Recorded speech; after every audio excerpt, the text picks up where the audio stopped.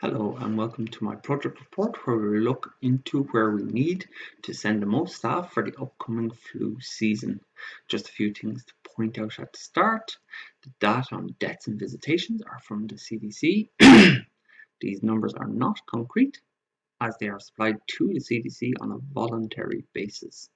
The population data is supplied by the US Census Bureau. The census was taken in 2010 and any following years are estimates. Influenza-like infections has been shortened to the common acronym of ILI in all the charts and texts, and visitations means visits to hospitals and practices for influenza-like infections, ILI. Now, onto the report. First, to re-clarify the aim of the project. The United States has an influenza season where more people than usual suffer from the flu. Some people, particularly those in vulnerable populations, develop serious complications and end up in the hospital. Hospitals and clinics need additional staff to adequately treat these extra patients. The Medical Staffing Agency provides this temporary staff. We need to determine when to send staff and how many to each state.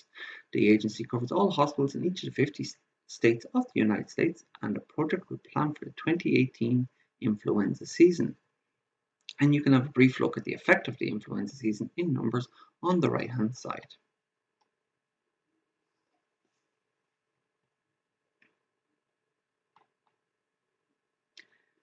And now we move on to when is the influenza season. The CDC suggests it starts around October, peaking between December and February. Analysis of the data as seen in the chart shows that the season is generally from week 40, which is October, to week 16, which is April of the following year. It should be noted that while 2017 seems to have the highest peaks in the chart above, 44,000 visitations in week 52, there were only 24,000 for the same week in 2016. So while we might think that 2017 was an anomaly, I would work with those numbers and adjust as the season progresses. I will explain more on this later in the project report.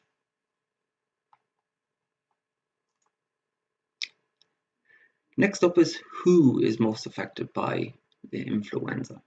The CDC has not provided any age-based data in relation to visitations. However, they have data on the deaths due to ILI. And it paints a stark image for people aged over 65, which is what the CDC classes as a vulnerable age group.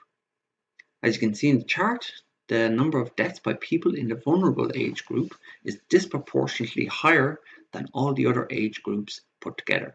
In actual fact, 90% of the deaths due to ILI in the 7 years between 2011 and 2017 were people in the vulnerable age group. It seems the CDC has good reason to class people aged 65 plus as vulnerable. Do deaths matter? In this slide, what I'm actually asking is, does a high number of deaths mean that a state also has a high number of visitations? And the answer is no.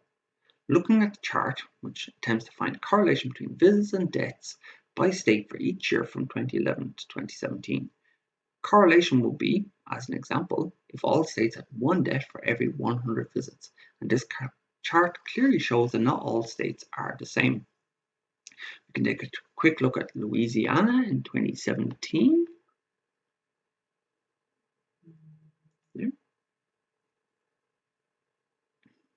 Which had 628 deaths for 88,610 visits, which means 0.7% of visits ended in a death, whereas Pennsylvania, seen here, had 2,612 deaths for 18,310 visits, which is a rate of 14%. Does the number of vulnerable people in a state correlate with the number of visitations? Using all the data we have and to make sure I wasn't missing any angle, I decided to check for correlation between the number of vulnerable people and the number of visitations in all states. And again, this chart shows us that there is not. You can see clearly with the two examples I have placed below. New York has 25% less vulnerable people than Florida, and yet had 200,000 more visits. Virginia versus California. Virginia has 80% less vulnerable people than California, and yet had 100% more visits. So these two charts are now making us aware that while we can use deaths numbers and vulnerable population for another project, we need to be looking at visitation numbers by itself in order to work out where staff need to be for the upcoming flu season. And in this next slide, we will do just that. But please take a second to think of what states you think will have high visits, and then try to put a number on it. And prepare to be stunned or just pleasantly surprised. As you will see, I have marked out the top 8 states for visitations in 2017. New York has a massive 121,146, which is 20% more than the next state, Virginia. As I've stated below the chart, these top 8 states account for 60% of visitations in 2017, and these are the same top 8 states as in 2016. What this chart helps us see and do is know what percentage of the possible future visitations each and every state will have, whether it is the 12% for New York or the 0.6% for Minnesota. So we can have a better look at the chart there. So, on to our conclusions and recommendations. We have confirmed that the influenza season has a fairly set pattern from October and April. If we hear in the news that a state has a high rate of deaths, we know that it does not mean that it's a high rate of visits, so we don't need to suddenly increase our staff in that state. The visitations data is our source of information from where to send staff. We would ask that our partners in each of the hospitals do their very best to provide that information, that data, to both the CDC and us. And as mentioned in the previous pages, we can see which state needs which percentage of our staff.